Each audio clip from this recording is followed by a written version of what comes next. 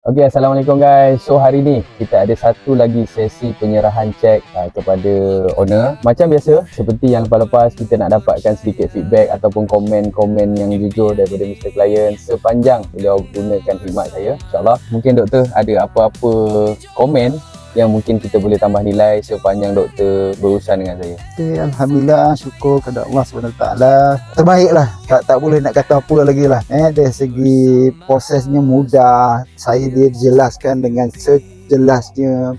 Tidak ada hidden lah yang saya nampak. Semuanya saya rasa saya sangat berpuas hati. Alhamdulillah. Dan apa yang saya inginkan semuanya saya dapat. Dan saya rasa syukur terbaik lah. Akhirnya yang kita dapat serahkan cek kebahagiaan ni. Syukur ni very knowledgeable. Dia bukan biasa-biasa lah. Sebab saya kalau ikutkan yang masa saya pergi tengok tanah saya yang saya dah lama tak tengok tu, saya dah hopeless. Nak cari tanah tu pun lokasi tak tahu.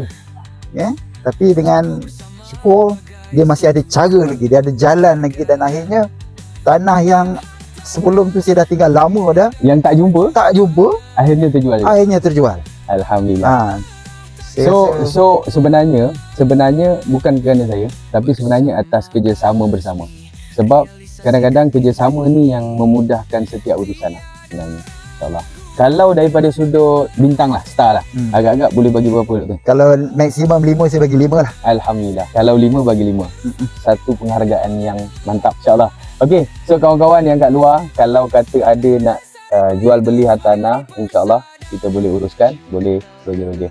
Doktor, apa pun terima kasih. Ya, terima kasih. Akhirnya hari ni saya dapat serahkan on hand. Alhamdulillah. Ada juga yang kata kenapa tak back in je, tapi saya lebih prefer hantar on hand lah. Feel dia tu lain. Feel dia tu lain. Sebenarnya kita nak feel tu belakang tu, nampak? Keindahan gunung tu. Datuk.